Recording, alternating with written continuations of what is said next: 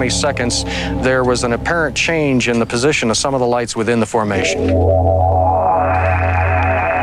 The perceived altitude would have been 10 to 15,000 feet, and that would have probably been somewhere in the neighborhood of 300 to 400 knots, given the distance that they traveled.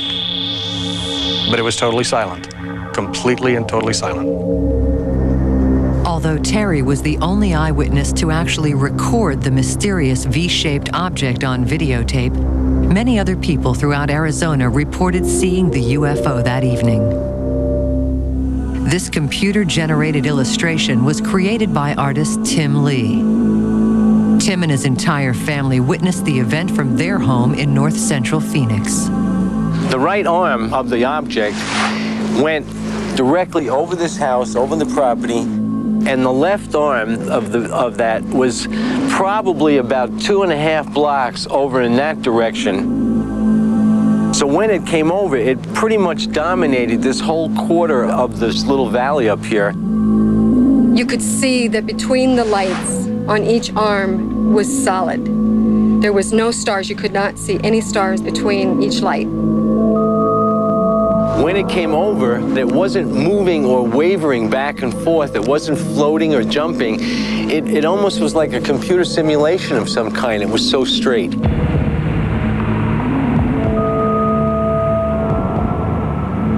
There were huge orbs of light, and my impression was that this object was very close, that it was going to land or crash on the street.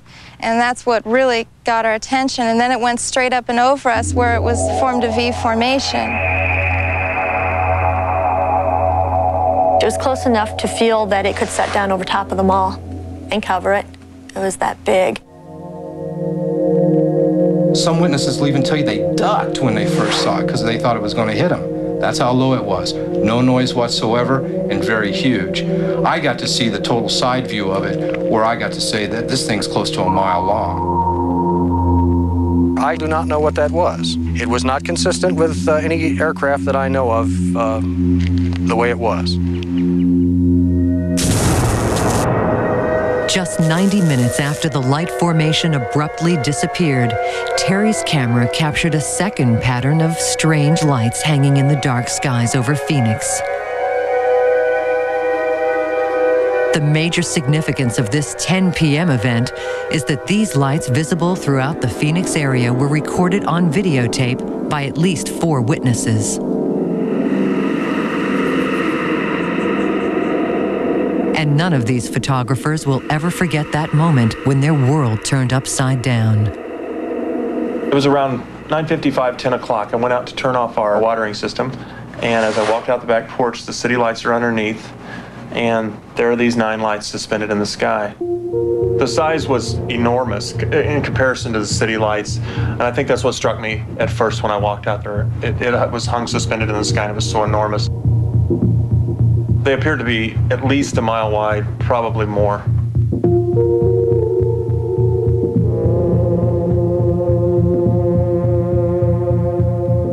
I just got done watching television about 10 o'clock and went out on my patio, and our home faces southwest across the city of Phoenix. And I noticed a bright orange amber type light up on one of the peaks. And I said, I'm going to take a picture of that thing and see what it looks like. Figure this one out. There's a double. As I was videotaping it, all of a sudden, lower and to the right of it, an entire display of lights started to come on in the sequence. And they formed an arc, gently falling arc. Extremely bright. They were brighter than any lights that I could see in the city in the foreground. And knowing that the mountain range, the distance, I estimate the lights to be anywhere from 20 to 25 miles away from my point of filming. We've seen lights over the years on the mountain, never in this type of configuration. They were similar in color, they were similar in size and shape as to what we saw that night.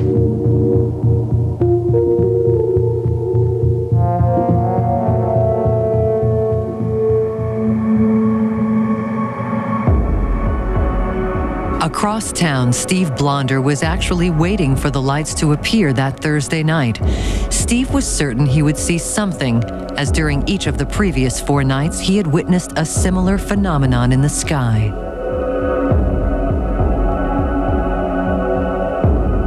Individual orange, amber type lights every single night around 10 after 9, right under the star of Sirius, below and to the left of Orion's belt. My wife was an astronomy student, so we were noting that. Convinced the mysterious lights would reappear, Steve enlisted the help of 2 local UFO investigators.